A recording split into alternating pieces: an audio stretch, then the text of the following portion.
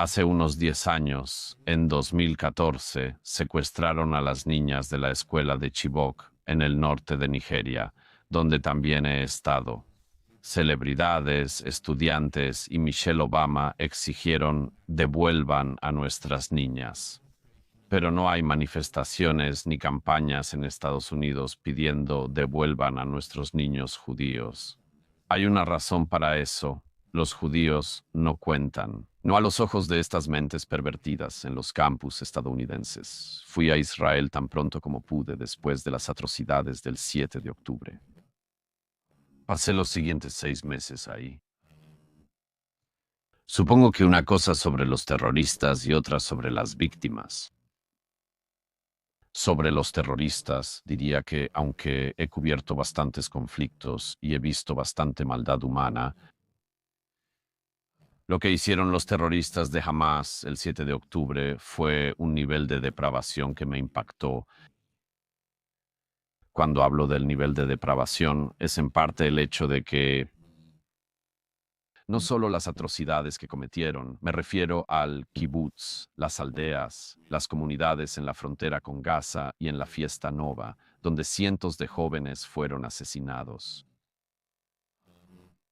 Hay algo sobre esto. He visto todos los videos de atrocidades, no solo el video de 47 minutos que vi poco después. Pero mucha gente me ha compartido otras cosas que son imposibles de publicar, imposibles de transmitir. Y he escuchado muchos testimonios de sobrevivientes y de otras personas. Y creo que, aparte de la pura violencia física de nuestra Gran Bretaña, las violaciones, disparar a mujeres en los genitales en la fiesta, las decapitaciones, cortar cabezas con un cuchillo grande y así sucesivamente. Creo que aparte de eso, lo que me llama la atención, lo que me impactó, es que estaban orgullosos de lo que estaban haciendo. Ahora, eso es algo que muchísima gente ha hecho, muchísimas cosas malas. Muy rara vez he visto a alguien tan orgulloso de su maldad mientras la lleva a cabo. Los terroristas de la séptima transmisión grabaron en video con GoPro mucho de lo que hicieron y estaban enloquecidos por la maldad. Quiero decir, algunas personas probablemente han escuchado la grabación del joven terrorista que llama a sus padres en Gaza y les dice: Padre, padre, he matado a 10 judíos con mis propias manos, pon a mamá en el teléfono. Creo que es difícil pensar en muchos casos en la historia donde la gente no solo cometió atrocidades así, sino que además estaba absolutamente jubilosa por ello. 2 niños cuyo padre fue asesinado frente a ellos en su cuarto seguro, y uno de los niños perdió una oreja y el otro un ojo, y estaban tambaleándose por la habitación. Y el terrorista que acaba de matar a su padre entra y saca comida del refrigerador. Un niño le dice al terrorista: esa es la comida de mi mamá. El terrorista preguntó: ¿dónde está tu mamá? Yo también la quiero. Así que es un nivel de maldad que hay que reflexionar y, por supuesto, enfrentar.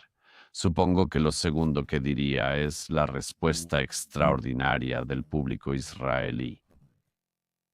Israel no es como Gran Bretaña o Estados Unidos. Sus amenazas están muy cerca, quizás siempre lo estuvieron. Pero los primeros en responder, las personas que se vieron envueltas ese día, no fueron solo víctimas, sino que muchos de ellos fueron héroes extraordinarios. Estoy pensando en personas que dejaron todo, manejaron hacia el sur, tomaron algunas armas y lucharon durante las siguientes 48 horas. Un amigo mío que dejó un mensaje de despedida a su esposa y a sus 2 hijos camino al sur porque estaba seguro de que no sobreviviría. Y salvó muchas vidas. Personas de todas las edades y de todos los orígenes. El doctor musulmán con el que hablé, que fue retenido personalmente como escudo humano por Hamas, personalmente retenido como escudo humano, y que salvó vidas. Pienso en los hombres drusos con los que hablé, que estaban en las fiestas sirviendo comida y que lograron, porque podían entender el árabe, podían oír exactamente lo que pasaba. Son hombres extraordinarios y, en mi opinión, el país está lleno de personas así. Así que esas son las 2 cosas que más destacan. He estado en Gaza varias veces y he visto la respuesta de las fuerzas de defensa de Israel en el intento de recuperar a los rehenes y de capturar o eliminar a todos los líderes de Hamas. He visto cómo el mundo perdió simpatía por Israel casi desde el inicio. Muy bien, quiero volver a ese tema. Has respondido la pregunta sobre el cálculo moral una y otra vez, pero debo hacer la pregunta porque es obligatoria. Si los israelíes perdieron 1200, ¿cuál es el número en el que realmente podrían no seguir con la guerra más allá de ese punto? Se siente en la respuesta a Israel, digámoslo así, la respuesta internacional con la Corte Penal Internacional, la Corte Penal Internacional, presentando cargos contra Benninhout y el primer ministro Netanyahu por atrocidades. No sé cuáles son realmente las cifras porque la prensa, curiosamente, sin reflexionar ni cuestionar, parece estar dándonos cifras infladas por Hamás. Pero son miles de personas las que han muerto en Gaza que son civiles y no miembros de Hamás. Bien, dilo una vez más, el cálculo moral. Bueno, lo primero es que refuto la idea de que una guerra iniciada por un enemigo como Hamas solo pueda ser respondida hasta cierto nivel de bajas. De acuerdo, yo refuto esa idea. No creo que sea algo que se haya esperado que Gran Bretaña o Estados Unidos respetaran en nuestro pasado. No creo que sea algo que se espere que respetemos en nuestro presente. No hace muchos años, cuando ayudamos a arrasar la mayor parte de Mosul para sacar al Estado Islámico de Mosul, las fuerzas francesas, británicas y estadounidenses involucradas no se preocuparon por el número de bajas y nadie contó las bajas. Hasta el día de hoy no sabemos cuántas personas murieron en Mosul, en el norte de Irak y en las fronteras de Siria para eliminar a Estado Islámico de Irak y Siria. Simplemente queríamos acabar con ellos porque habían perpetrado la masacre de Bataclan y mucho más. Solo a Israel se le exige actuar según el extraño estándar de proporcionalidad. Dije al inicio de la guerra, cuando me preguntaron al respecto antes de que Israel actuara, que si se creyera en esa proporcionalidad, las fuerzas de defensa de Israel podrían entrar a Gaza y matar y violar el mismo número de personas que Hamás, lo cual no sería aceptable. ¿Los israelíes aceptarían algo tan grotesco? Claro que no. ¿Cuál es el cálculo aceptable? Como mencionas, la mayoría de los medios internacionales usan cifras de Hamás porque ningún medio occidental está en Gaza. Rory, también llegaremos a eso. Eso no está ahí. Le mienten a su audiencia, dicen mentiras, encubren sus propios errores periodísticos. Ni siquiera es un error. No culpo a muchos de ellos. Así que vamos a eso ahora mismo. ¿Por qué la cobertura es tan va de superficial a sesgada o inexistente? Pienso en la guerra de Irak. Cuando entramos a Irak, John Burns, el gran periodista, escribía para el New York Times. Él estaba en el lugar. Estaba escribiendo. Era cobertura militar. Cualquier lector del Times entendía los objetivos, entendía el progreso semana tras semana. No existe ese tipo de periodismo. ¿Por qué? Solo hay dos formas de estar en Gaza, incrustado con las fuerzas de defensa de Israel como yo, o con permiso de Hamás. Ambas no son muy buenos anfitriones. Tampoco son anfitriones confiables. Así, la mayoría de medios occidentales dependen de periodistas gazatíes, quienes operan bajo restricciones de Hamás y suelen simpatizar con este grupo. Y como resultado, Hamás ha dado sus propias cifras.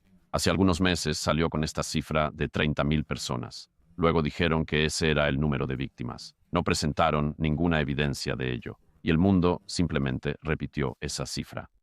Esa cifra, por cierto, se ha reducido a la mitad. ¿En serio? En las últimas semanas han salido cifras más oficiales, cifras mejores, de varias fuentes. Decimos que la cifra de 30.000 nunca fue cierta. Pero de todos modos, si sigues las cifras de las fuerzas de defensa de Israel sobre el número de terroristas de Hamás que han matado dentro de Gaza y el número de civiles inocentes muertos, incluso si tomas las cifras de Hamás, estás tratando con aproximadamente, y esto es un cálculo horrible, pero esto es la guerra. Estamos hablando de aproximadamente un terrorista muerto por cada civil. Estados Unidos en el campo en Afganistán logró algo así como un terrorista por cada 3 o 4 civiles. Realmente no lo sabemos. En Fallujah, ¿cómo nos fue? no tan bien como los israelíes. Así que vale la pena detenerse en eso por un momento. Lo segundo es que los reportes, como he visto demasiadas veces ya, los reportes sobre los tiroteos son tan ignorantes porque la gente repite lo que Hamás dice en cuestión de segundos. Cerca del inicio del conflicto hay un lugar llamado Shifa. A veces se le llama el Hospital Shifa, que sería mejor conocido como el cuartel general de comando de Hamás en Shifa. Es un lugar que conocemos por grabaciones de video, cámaras de seguridad. Llevaron a algunos de los rehenes el día 7 y no los llevaron al Hospital Shifa para tratarlos. Hace algunos meses, un cohete cayó en el estacionamiento de Shifa y Hamás anunció de inmediato que había sido un cohete israelí el que había golpeado el hospital y matado a 500 personas. Cabe señalar, por cierto, que los israelíes tardaron meses en determinar la cifra exacta de personas del 7 de octubre que murieron en Israel, porque es extremadamente difícil. He estado en las morgues, he visto los cuerpos, he visto los restos calcinados. Toma mucho tiempo determinar quién murió en una casa incendiada. Hamás mágicamente lo hace rápido y da una cifra exacta. Oh, pero después de que el mundo dijo que los israelíes dispararon un cohete a un hospital y mataron a 500 personas, después de un tiempo, seguro como nada, descubrimos que el cohete era de la Yihad Islámica, disparado desde dentro de Gaza, que cayó en el estacionamiento del complejo Shifa. Y puede que haya matado a algunas personas, no a 500. Esta es la realidad diaria de informar sobre ese conflicto. Justo antes de que estemos aquí sentados, las fuerzas de defensa de Israel están en Rafah, operando en situaciones increíblemente complicadas con combates muy intensos, para rescatar a los últimos rehenes y hallar a Sinwar, arquitecto del 7, quien probablemente se oculta en los túneles bajo Rafah. Poco antes de este momento hubo indignación mundial acusando a Israel de bombardear indiscriminadamente un campamento palestino.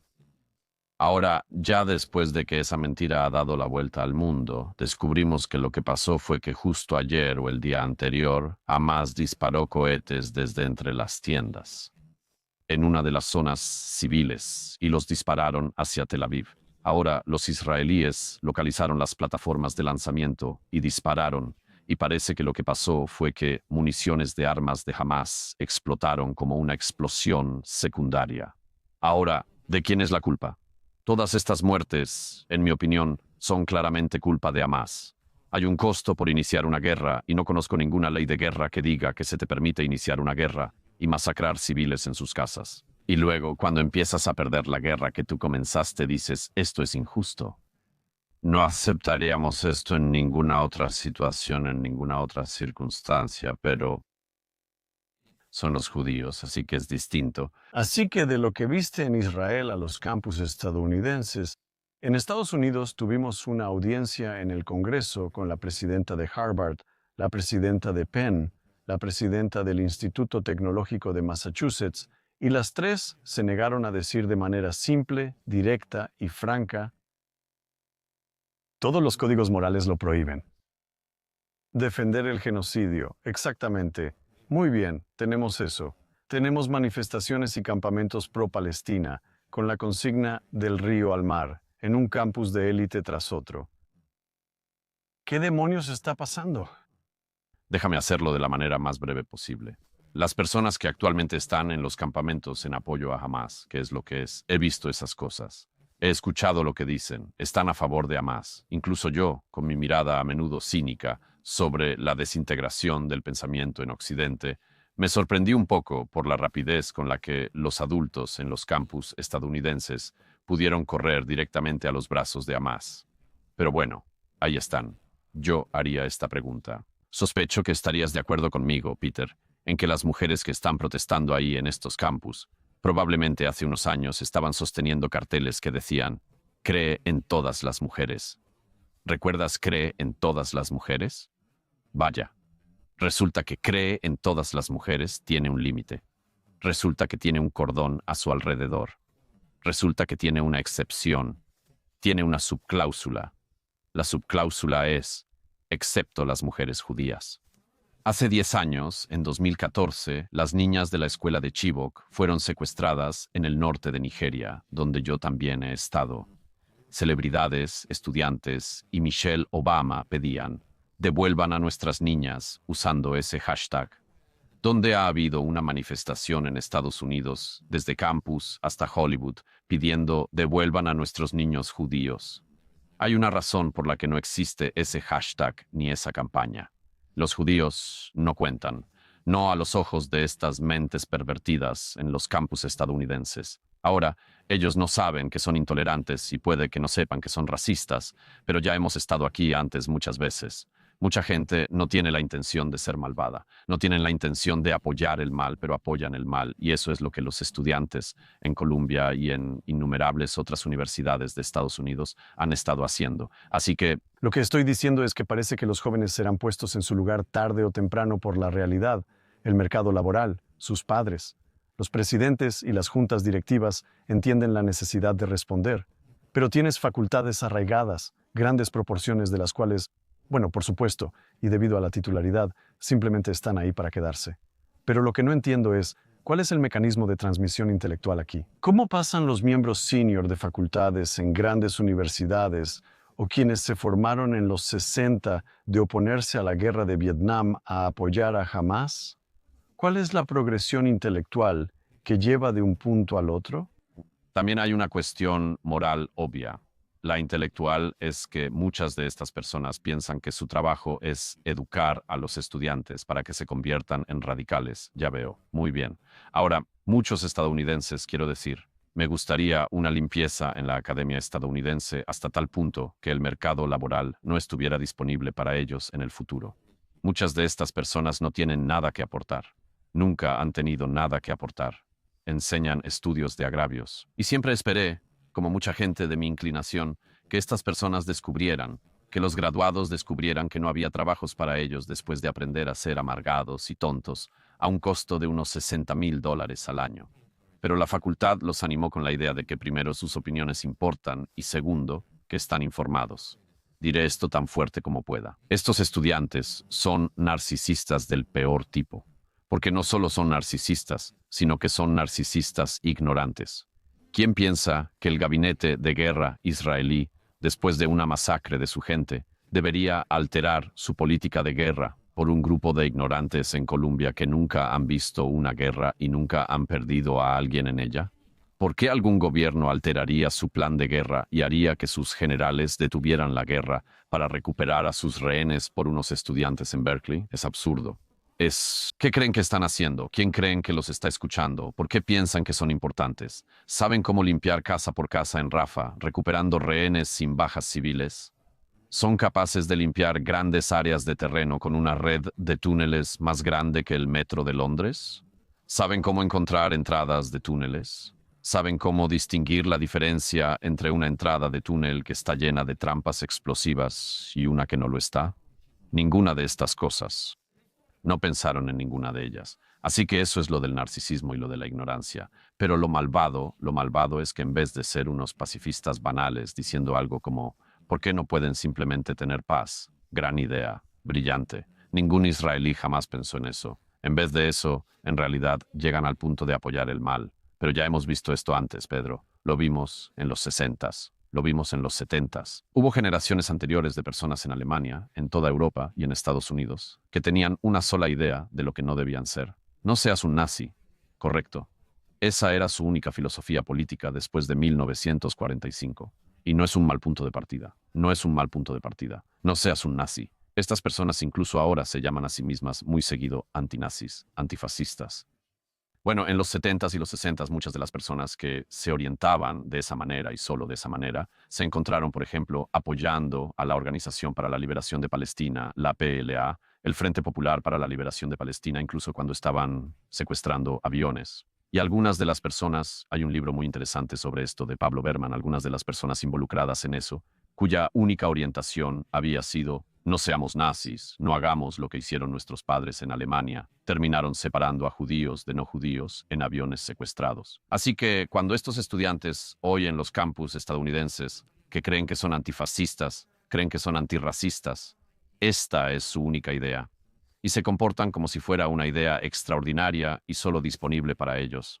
Cuando deciden que para ser antinazis y antiopresores y anticolonialistas blancos y mucho más, terminan apoyando o encubriendo o tratando de ignorar la violación y masacre de judíos. Ellos son los nazis. Ellos son los nazis.